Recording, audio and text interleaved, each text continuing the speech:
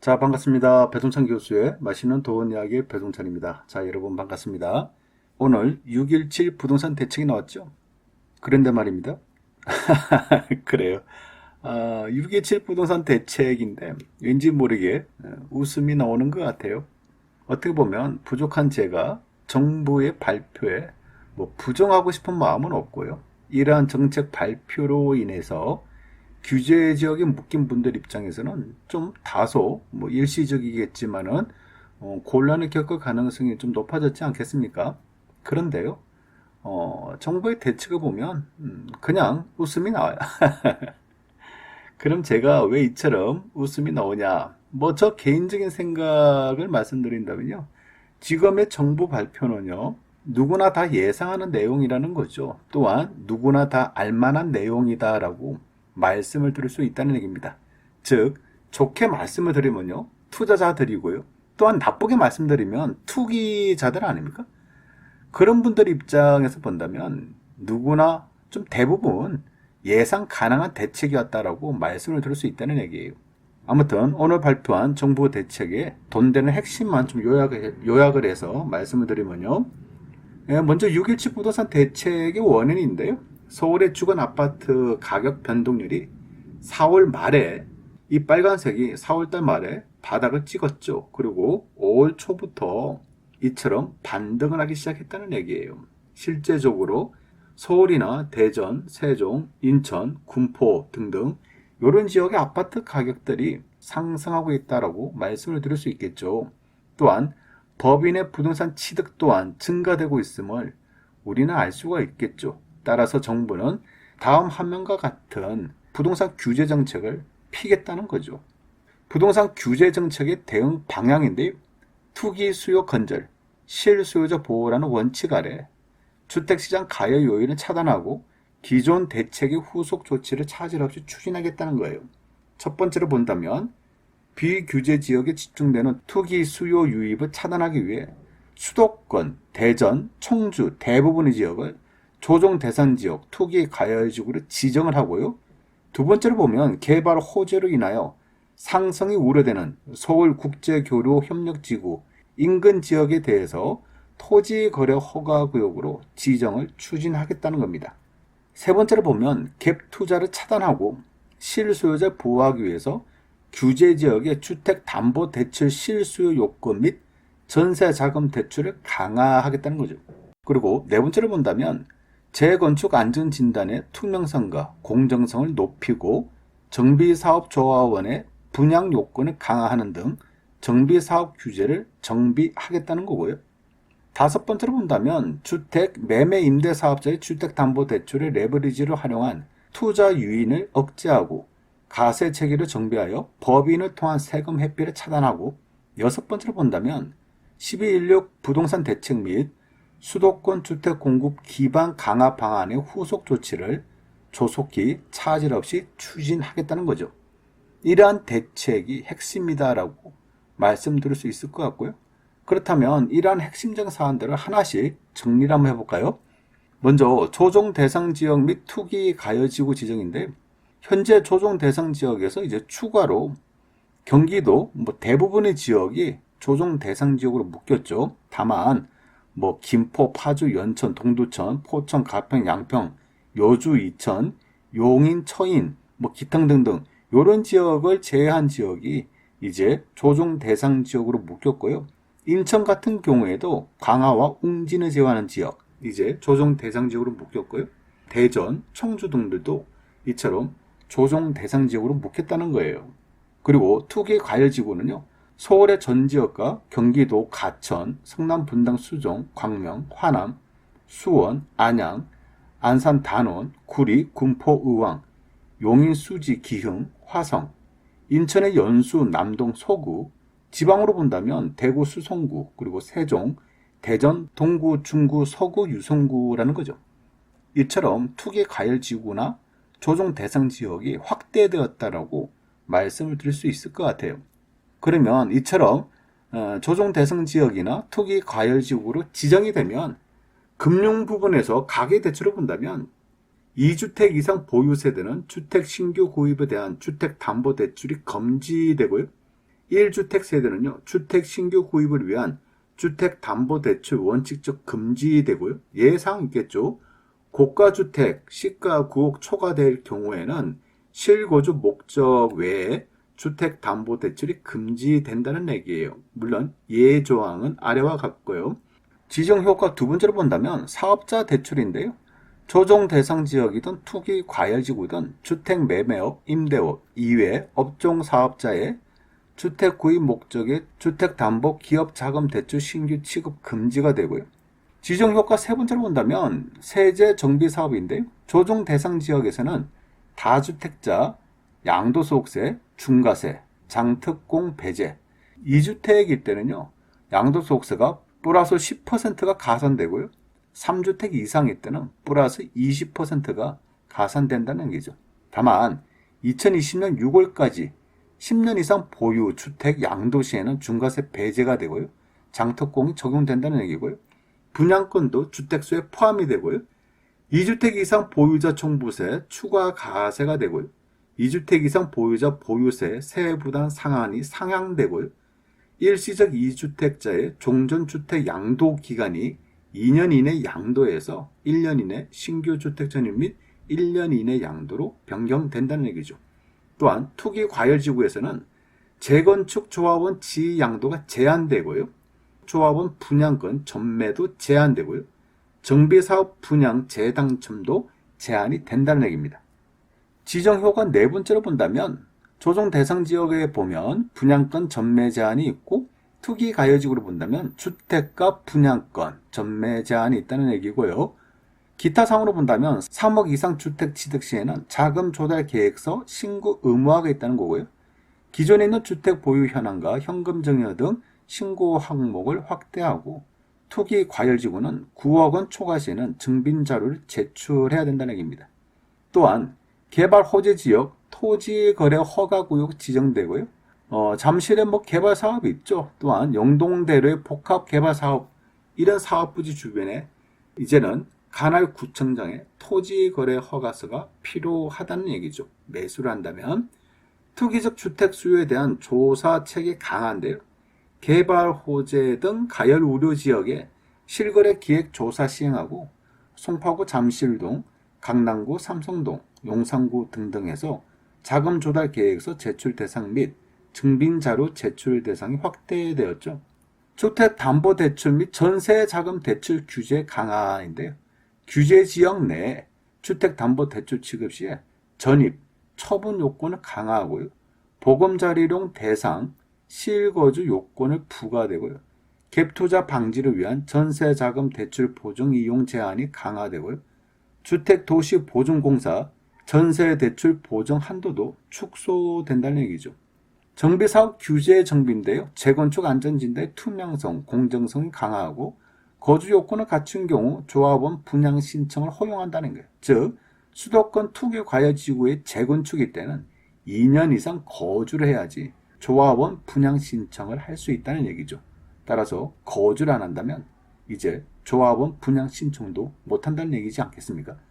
재건축 부담금 규제를 또 개선하겠다는 얘기입니다. 법인을 활용한 투기 수요 근절인데요. 법인이 모든 지역, 규제 지역이나 비규제 지역이나 주택 매매 임대 사업자 주택 담보 대출이 금지한다는 얘기, 좀 중요한 얘기죠. 또한 종부세, 법인 보유 주택에 대해서 개인에 대한 세율 중 최고 세율을 단위 세율 3 내지 4%로 적용한다는 얘기예요. 종부세에 관련된 공제가 6억인데 그 6억도 폐지를 한다는 얘기입니다. 또한 양도소득세 부분에서 법인 주택 양도 시에는 추가 세율이 또 인상인데 기본 법인 세율 10에서 25%에서 이제 10% 추가를 20% 추가로 인상한다는 얘기겠죠. 법인 거래 조사를 강화하겠다는 겁니다. 결론적으로 부동산 투자 법인을 통해서 그동안은 종부세가 전락된다.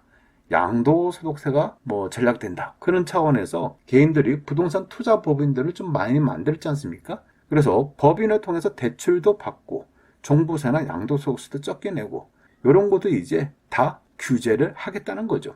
즉 법인을 통해서 함부로 부동산 투자를 하지 말아라는 그런 정부의 정책이라고 볼 수가 있다는 얘기고요. 또한 12.16 부동산 대책 및 공급 대책에 대한 후속 조치를 추진한다는 거죠.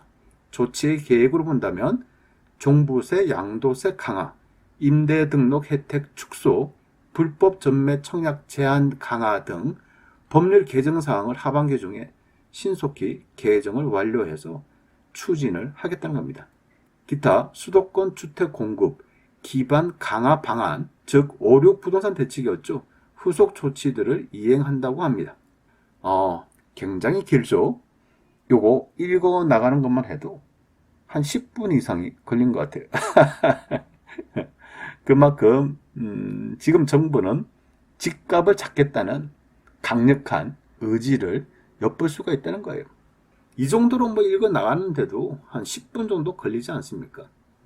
그렇다면 정부 입장에서는 얼마나 많은 시간과 노력을 투여해서 이러한 대책을 내놨을까요?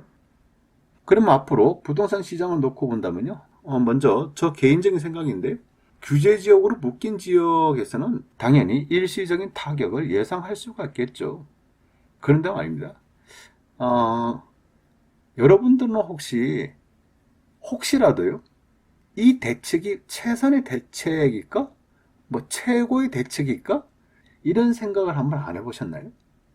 그리고 혹시 정부는 왜 이처럼 오른 지역, 즉 다 오른 후에 왜 다 오른 후에 이러한 대책을 내놓을까라는 그런 생각을 한번 안 해보셨나요? 그래요. 물론 뭐 안 해볼 수도 있고 뭐 해볼 수도 있겠죠. 그런데요, 제가 보는 점에서는요, 요번 대책 물론 효과가 있어야 되겠죠. 이렇게 준비해가지고 정부가 발표했으니 부동산 시장에 당연히 일시적이든 뭐든 장기적이든 효과를 나타나기 위해서 부동산 정책을 내놨지 않습니까? 따라서 순간적으로 부동산을 잡기 위해서 이렇게 강력한 부동산 대책을 내놨다라고도 말씀을 드릴 수가 있다는 얘기예요. 하지만요, 한번 요거로 한번 생각해 볼까요? 이러한 강력한 규제 정책을 폈지만은 어떻게 보면 강력한 규제 정책의 역효과, 즉 예를 들어서 이쪽 지역을 누르면 또 다른 지역이 불쑥 올라오는 이러한 풍선 효과를 어떻게 잠재울까요? 또한 돈의 도미노 현상, 그 시중에 이렇게 많이 돌아다니는 이 풍부한 유동성 자금이 어디 갈 데가 없지 않습니까? 거기다가 저금리지, 이 돈들이, 이 풍부한 유동성이 과연 어디로 갈까요? 혹시라도요, 돈의 도미노 현상, A 지역이 오르고 A 지역이 묶이면 B 지역이 오르고 또 B 지역이 묶이면 또 C 지역이 오르는 이러한 돈의 도미노 현상을 어떻게 잠재울 것인가? 또한 갭 투자를 잠재울 대책, 이러한 대책으로는 글쎄요, 제가 보는 점은 그다지 많아 보이지 않는다는 얘기예요. 또 이러한 부분에서 본다면 그다지 굉장히 많이 준비를 했어요. 많이 또 세요. 센 것 같아요. 하지만은 이러한 풍선 효과나 돈의 도미노 현상이나 갭 투자나 이런 부분에 대해서 잡기에는 좀 미약하지 않나라는 그런 생각을 해본다는 얘기입니다. 그래서 웃음이 나왔던 것 같아요. 즉 앞으로도요, 부동산 투자 지역의 풍선 효과, 돈의 도미노 현상, 이런 현상들이 반복적으로 나타날 가능성, 요럴 가능성이 많아 보인다는 얘기예요. 어떻게 보면 정부의 대책은요, 사후 약방문이다. 소위 읽고 외양간을 고치는 이러한 정책밖에 안 되지 않습니까? 미리 시장을 예측을 하고 이처럼 안 좋게 돌아갈 것에 대비해서 미리 가감한 강력한 부동산 대책을 내놓은 게 아니라 일이 터지고 부동산 가격이 올라가면 그때서야 규제를 하는 그러한 사후 약방문하는 부동산 규제 정책이라는 거죠. 따라서 6.17 부동산 대책은요, 대부분의 사람들은 부동산은 끝났다라고 하면 왠지 열광하시겠죠. 무주택자분들 입장에서는 또 전세로 살고 계시고 월세로 사시는 분들 입장에서는 굉장히 좋아하실 거예요. 부동산이 끝났다고 하면 얼마나 좋아해요. 내가 살 수 있는 기회가 부여되니까 좋아할 수밖에 없겠죠. 하지만 왠지 모르게 저희 생각은요, 올 연말 아니면 내년 초에 또 다른 부동산 규제 정책이 나올 것 같다는 얘기예요. 따라서요, 제가 보기에는 요번 6.17 부동산 대책은요, 아쉽고도 아쉬운 그런 부동산 대책으로 보인다는 겁니다. 왜냐하면요, 부동산 투자의 풍선 효과, 돈의 도미노 현상을 완전히 막기 위해서는요, 최소한도로 전국적으로 분양가 상한제를 시행돼야 되고요, 전국적으로 투기 과열지구가 지정돼야 된다는 얘기죠. 그러면요, 부동산의 뭐 풍선 효과, 돈의 도미노 현상 이런 거요, 일어날 수가 없어요. 아니, 전국적으로 다 묶어놨는데 이제 어디에 들어가? 전국적으로 그냥 시, 군, 면 단위까지 다 지정하자는 얘기예요. 그러면 부동산 투기라는 게, 부동산 투자라는 게 쉽게 못한다니까요. 쉽게 할 수가 없어요. 이러한 정책이 필요하다는 얘기예요. 뭐라고요? 너무 세다고요? 그렇죠. 너무 세죠. 맞아요. 너무 세죠. 그래서 정부는 이러한 정책을 너무 세니까 코로나19의 영향으로 경기도 이러한데 초강력 부동산 규제 정책을 내놓게 됨으로써 어떻게 될까요? 부동산 경기가 위축되겠죠. 그러면 내수 경기도 위축이 되고, 그러면 대한민국 경제가 휘청하지 않을까요? 그러한 의미에서 전국적인 분양가 상한제 시행과 전국적인 투기 과열지구 지정하기가 굉장히 어렵다는 거예요. 물론 이러한 정부의 입장 충분히 이해가 된다는 얘기죠.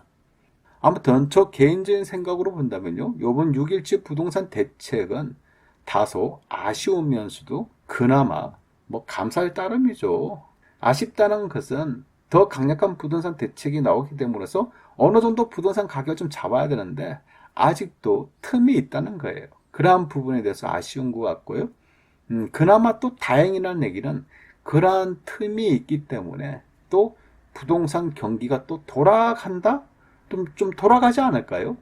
그래서 부동산에 투자를 하시는 분들 입장에서는 그나마 다행이다라고도 말씀을 드릴 수 있을 것 같아요. 좀 함축적이죠? 그래요. 이상까지 배종찬 교수의 맛있는 돈 이야기였습니다. 감사합니다.